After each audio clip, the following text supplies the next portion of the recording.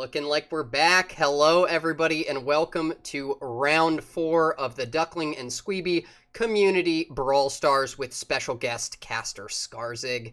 We've been having a blast so far this afternoon.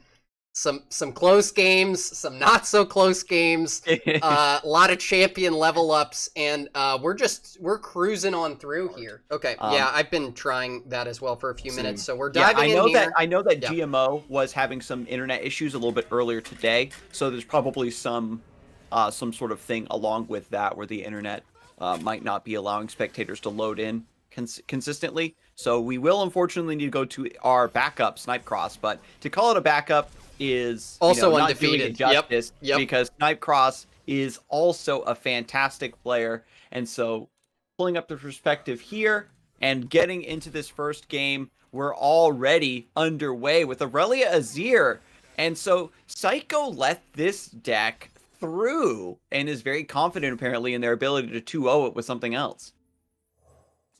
And we did see a Vile Feast coming down onto the Green Glade duo last turn. But the Marshall and Azir engine is fully online, and Psycho is currently at 10 HP on round 7. So this is a bit of a do-or-die situation here, I would say, for the Trundle-lists.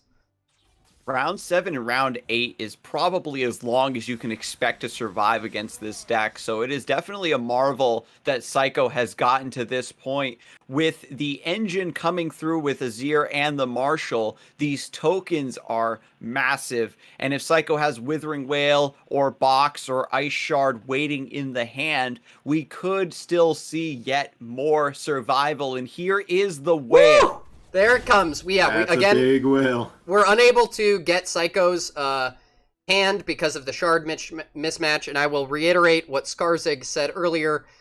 Riot, someone please, if you're watching, we're taking the time to set up these community tournaments and run them, and any support we could get on that front would be super helpful for us, because we love doing it and we want to provide the best experience possible. This is still pretty good, though. These guys are both undefeated, and we're getting a big swing this turn. Swinging for the fences.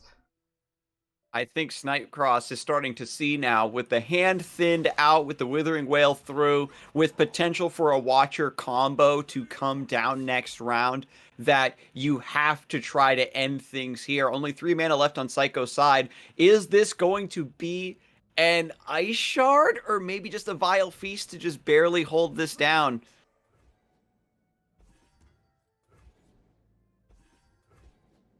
If he's not blocking with, if they're not blocking with lists, then something is coming down, correct? Yeah, this is never, you never want to see the Azir. Yeah, there we go. The 9 attack Azir is not being connecting, blocked. yeah. So, preserving the Lissandra definitely tells us that Psycho is going to be able to level her up and needs to get that Watcher in hand, and this might be able to do it. The last card, if it's not another Blade Dance, I think we're good, and we'll see what Psycho can now do at 9 mana. Yeah, if this is interesting too. Yeah. Go for it. Because TLC or Azir Aurelia is generally like drastically favored in this match. Very favored, yep. Like hard favored. So Psycho pulling a win out of this one, that's got to be a big sigh of relief. And we can't even say it's really bad draws here on the side of Snipe, because we have the Azir, we have another Azir in hand, and we have the Marshall. I mean, there is no Dais down, but you don't get all the combo pieces every game. So this is quite the impressive feat, and again, it's a bit of a nail-biter. We have 3 HP left on the Trundle-less Nexus. Tough coming in now.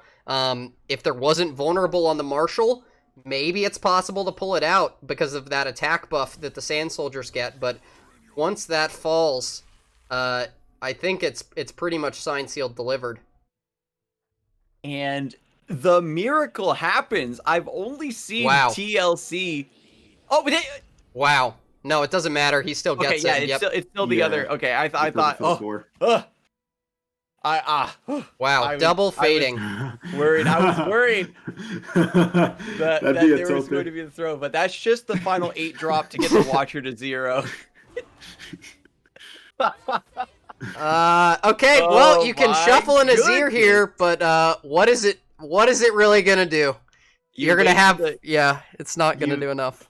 Let's see. At You what block. cost? Yeah, because the Azir gets pulled, it's going to die. So you can't shuffle in an Azir post combat in order to survive the Watcher. So that is going to be Psycho pulling off the miracle. Lissandra Trundle beating its natural predator to take this first game.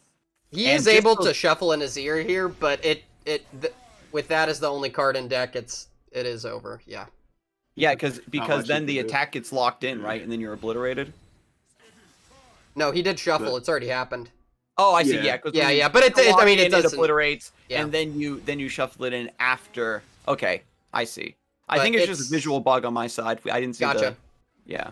Yeah, no, I mean, it's all the same, really. Snipe is showing how many Sand Soldiers he would have been attacking with next turn, and that is going to be the end of the game here. Very close game. Big props to the Trundle list for being able to hold on, and like what Duckling said, is a very tough matchup for the deck.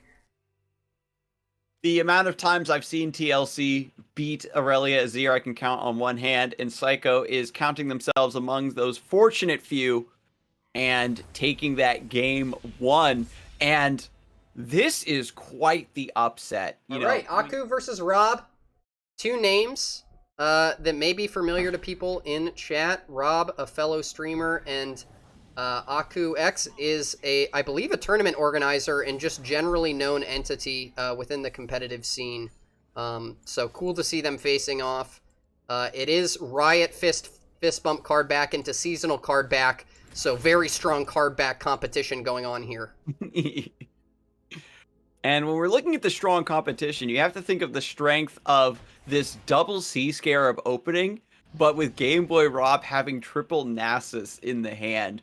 There's going to be a lot of clearing, right? Because both players need their units to die, for the Sea Scarabs to proc, to get deep, and just for trading things off. So Nasus coming down on curve already as a 7/7. When you get the lead against deep like this, where you get the big unit in play first, they really struggle to take things back from you unless they are just about to hit that threshold. Aku right now 4 away from deep, and this could give Game Boy Rob enough time to boost this up. Because of triple Nasus, we now have Siphoning Strike ready to go. The early Nautilus play maybe tells me that Aku has perhaps a jettison to flip this right away. That could be true. We're probably going to use the siphoning this turn, right? I would imagine. Yep, and there it is. That's huge. When the Nautilus is bigger than the Nasus, you have a problem as the Thresh Nasus player. It looks like Game Boy Rob may have had a bit of a brick start, as you mentioned there, with the triple Nasus in hand. So, how do we salvage this from the side of Thresh Nasus? I think that with the Cursed Keeper in hand, if you get like a Blighted Caretaker, you can still pull some of these bigger units to the side and then have that Fearsome start to threaten against the Spiderling, for example. With enough just chip damage around the sides, you could maybe try to go for a Hail Mary Atrocity, and that seems to be the play here. The issue, again, is that you can sacrifice the Nasus here to stop this Nautilus damage from coming through and play a fresh one. Or is I don't Game Boy mind Rob that. thinking, can I take this damage and then use the Siphoning Strike to make this current Nasus larger? I don't mind that line at all. Yeah, you have 3 in hand. You're never really going to use 2 siphoning strikes, I would imagine. I mean, you could, but you have a deny to stop Atro, but I don't mind at all just saying you don't get this 13 damage in and replay a healthier Nasus. I think when we're looking for win cons here, I do like the line of actually keeping this Nasus alive and trying to go for a bonk this turn, with the idea being that it'll get our Nasus up to being above 10. We can potentially bonk again next turn, and then we'll be able to swing, and the Nasus will be bigger than the Nautilus. So I think that's the line that Game Boy Rob's going to go for here. And I definitely think that there's some good merit there. Like you said, we do have the deny stop atrocity. The only big little scary thing here that we have going on is that the Akuk could play the elusive fish for 6 damage, and that's a bit of a threat. Yeah. With the Nautilus leveling up, though, you get some of those tossed sea monsters thrown back into the deck. Maybe there's a little bit of math there where the Abyssal Eye is going to be less likely to be drawn. And yeah, I think Game Boy Rob is just trying to set up the best line that you can, especially again with the triple Nasus hand. You're just going all in on this setup right now. So this is going to grow Nasus to a 10-8, and just one more strike needs to go through in order to get that spell shield and maybe protect against a potential vengeance against the atrocity. Do we have confirmation about Aku's spread? How many atrocities, how many vengeance? Let's pull that up. I will have it for you in. Also, too, I'm sure Game Boy Rob has a bit more information than us as well, as from seeing the tosses from earlier. For all we know, maybe Aku like tossed both atrocities if he's running 2, or very true, another key card. There is no vengeance in the deck for the Aku side. Okay. How many Atros is he on? Double Atro. And 2 so there Bone is Skewer. still some math there. Some very tricky odds, some big risks going to need to be taken by Game Boy Rob. And at 4 Nexus HP, while you're trying to slay your own units to buff up your Nasus for lethal, you still have to try to maintain some defense against this, against pretty much everything that's on Aku's side. So it's going to be a very tall order. And going into the next round, Game Boy Rob maybe gets to, again, glimpse the Cursed Keeper, maybe has the Spirit Leech on top of something else, but still a lot of slays need to happen if you're hoping for a Nasus OTK. Yeah, I think I would have liked to see Game Boy Rob potentially not play the 2-mana card last turn there, to float the 2 mana this turn so that we'd have the deny mana up with the bonk. Because now if he wants to go for that bonk, it is going to be a bit risky. And that's a slight consideration here. So yeah, he's kind of opting to keep that mana, yeah. Yep. Forced into this to keep the deny up and get the draw, and also create 2 fearsome blockers. I might have YOLO'd it there from that position, but probably not correct. Yeah, if Aku recognizes I can just keep you under threat, you know, of atrocity, limit your mana by just a little bit, and try to press this current advantage, but because Nasus Thresh has the ability to consistently develop a wide board from almost nothing, you are still going to struggle to close out the game unless you have atrocity. So better to just keep developing and keep trying to draw through the deck, right? And so here comes the Deep Fire Devourer. I keep calling it Deep Fire Devourer. That was an old card from an old game I used to play. But Devourer of the Depths. This is what I was going to say. Yeah, this is a potential line as well. If you have Vial or something to remove the 4/1, what you're trying to do is force the Nasus block into the Nautilus. That's kind of what you would want to do here. And it may happen given we do have a Wings in the Wave available. So that might pull us out of that situation of having to block with our Nasus into Aku's Nautilus. Reconsidering here, actually. Game Boy Rob was going for a pretty easy glimpse for a Vile Feast to just get another blocker in response to this, but is now thinking about just letting this go through, or maybe just trying to consider a different line before committing the mana here. I think he's trying to see if there's a way that he can get this Nasus up to 14 health this turn via Slays, and it's looking like that's pretty tough to do. So because it was pretty close. He had Glimpse and Vile Feasting, which would give 2, and then he could, on his action, eat something, put it up to 13 health. Ooh, what if we go for a bonk on the Nautilus? Mm-hmm. Yeah. So the the Vile Feast with the Glimpse, you would be able to immediately then bonk the Nasus, but you wouldn't have deny mana up. That's tricky. That's tricky to. Yeah, that's tricky really to decide spot. What to go for. When you're this far behind, though, at 4 HP, I think you kind of have to take that big risk, because it's like you're being held, like you're being held under the threat of atrocity to where you can't exercise the full use of your resources and your mana to take the game back from Aku. Yep. And the fact that Game Boy Rob is playing so cautiously shows us what Duckling was talking about, that those atrocities haven't been tossed yet, or maybe the only one was. But Nasus now up to 14 attack. That bonk could come through. Is Aku going to tap under? Nope, gets the cheap Abyssal Eye. Getting the discount from Nautilus means that you can still double down and triple down on these threats and still keep that atrocity mana available. Well, now we need to Abyssal deal Eye with is the... not what you- Yeah, this eye is a problem. Not what you want to see. If you're Game Boy Rob here. He pretty much has to go for the bonk and hope for no atrocity. Yep. Also, Nautilus spell, too, also kind of shuts that down. Oh my Wow, god, so it is that's 2 right. cards. Yep.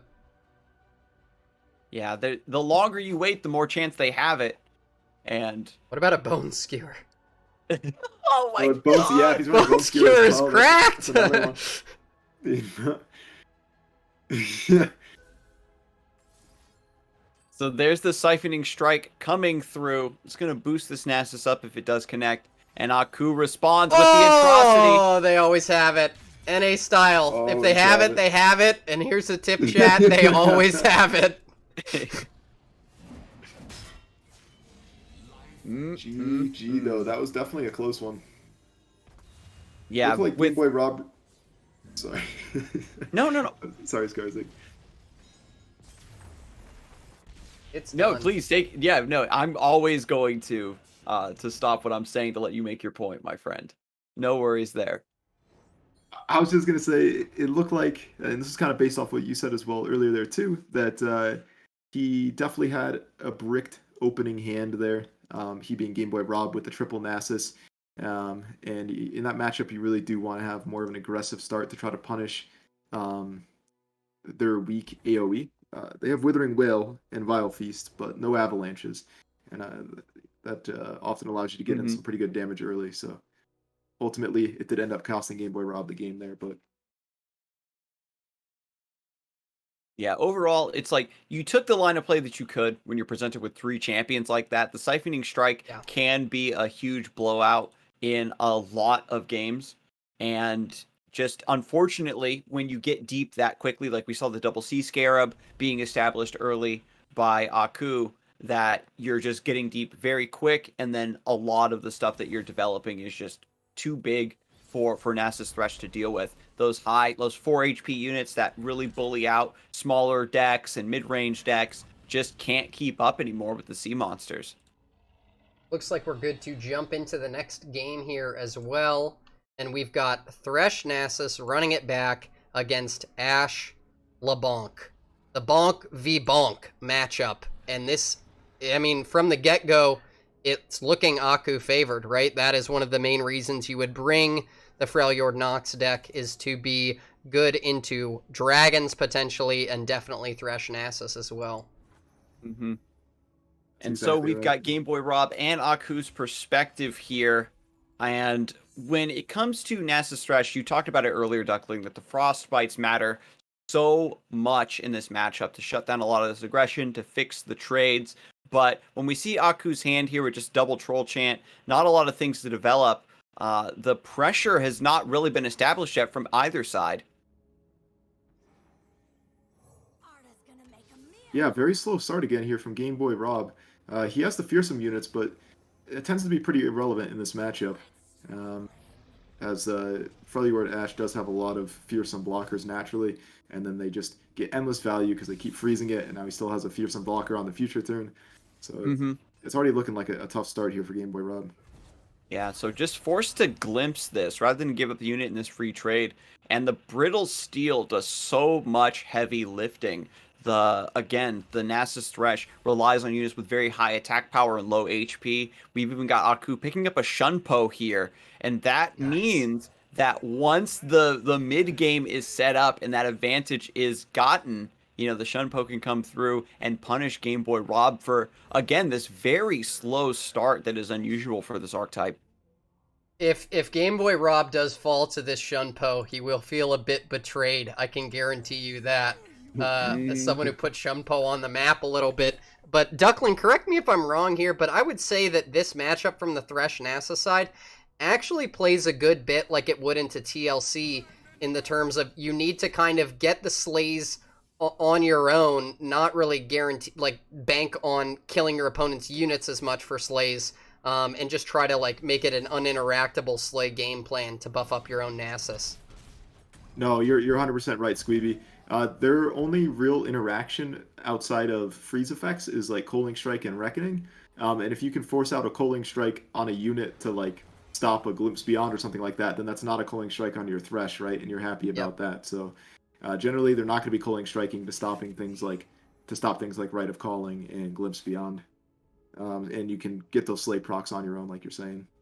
So Yeti 1 turn late here. Usually he's a turn 4 party goer, but still mighty strong on turn 5 for 1 mana. And the board right now from Aku, again, despite Game Boy Rob's slow start, Aku's done a great job of just defending the meager units that have been developed. There hasn't been like a really strong curve into Ashe, into LeBlanc, etc. to like really keep the pressure down. And it's just a matter of time, perhaps, where Game Boy Rob has just been slowly chipping away at this own game plan, accumulating these slays that Aku might be left without an answer.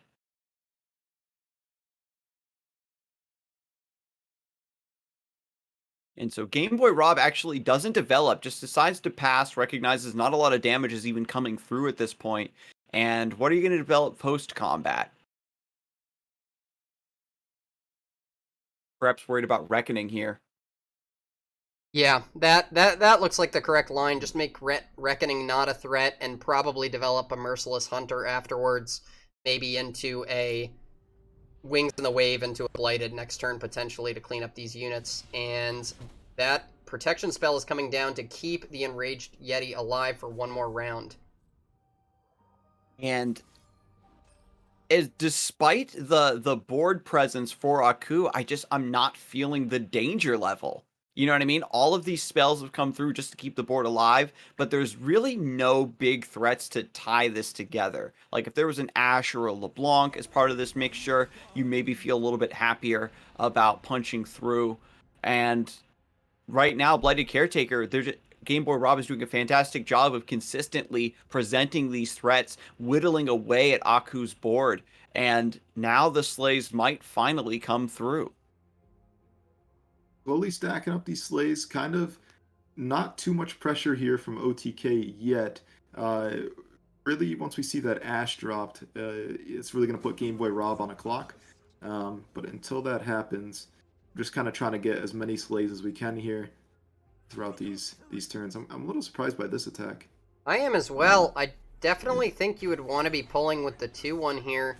Mm-hmm. It looked like maybe you were going to try to deny a draw, but then you swung with the 1-1. So yeah, I'm not fully sure there what that was about. I mean, we are holding a unit back, maybe to Rite of Calling it, but we could have also done that on our own 1-1. So maybe missed 1 push damage there. Not the end of the world, but definitely not. Yeah. So yeah, we could have got him for 1 here, but we are going to draw a champion. And I do like that he held this back in other matchups where they don't have access to culling. You know, you may be just trying to slam a Thresh on this turn and culling at the beginning of the... you may be trying to draw your champion at the beginning of the turn, but because they have access to culling, you have to devalue Thresh a lot and say, well, I can't play that until they have absolutely no resources. And to be honest, because Aku has kind of been unable to present enough of a threat here throughout the mid game, maybe Game Boy Rob will just YOLO the Thresh and feels that I can absorb that tempo loss of it being answered by a culling strike, and it's the ultimate check of whether or not Aku has it. We do see the Captain Farron being drawn, however, which is, that top end technology that, has been slowly fading away from these Ashe builds as they've been relying on more mid-game dominance thanks to strength in numbers, or even, just the nerf to Captain Farron in general, where it only creates 2 decimates now. But Nasus, Game Boy Rob has done the homework and finally shows off that Nasus is a 9/9. Yep. And the freeze is coming down. We don't have any more, aside from the Ice Veil Archer, we don't have any access to more spell freezes. So this Nasus is going to be a lasting threat on the board, and we do have the Siphoning Strike to back it up. So not the position you want to be in from the Ashe Nox side. Could be. Okay, Oh, There it I is. see. Goes for the goes for the freeze to double dip now with the Glory Seeker using the Shunpo. Really a lot well of played. very powerful resources being spent just to get rid of this Nasus, and the hand is looking incredibly thin from Aku. And despite surviving through this big threat being presented, it's still going to be a tall order to maybe survive the next Nasus, or maybe a Thresh that comes down. And Game Boy Rob sneaking in a Slay just to boost this Nasus up to guarantee it trades into the Glory Seeker. I think this gives us a perhaps insight that Game Boy Rob's hand is also pretty rough, but Aku still has the Captain Farron on curve at the very least. Yep, but now this Nasus can trade with a Farron potentially. Yep, opting to freeze it this turn, saying you're not going to get that spell shield this time around, but... Oh, and I missed that. There's a culling as well, top deck. There we go! Game Boy Rob has been consistently drawing so many Nasuses, but having two of them answered back-to-back like that finally has created the window of opportunity for Aku to set up the Farron with an attack token. Yeah, absolutely crazy top deck there. Nocturne emote coming out, getting obliterated. I think that is the correct line of emote play. Not much you can do here on the side of Rob anymore. That turn kind of turned the game on its head in a dime. Mm-hmm. It really did. Yeah, so there's no good blocks here. Sacrificing the Thresh means that you're just not able to present any more threats from this position. You can't answer the Captain Farron effectively.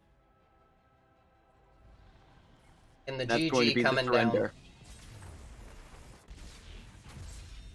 So that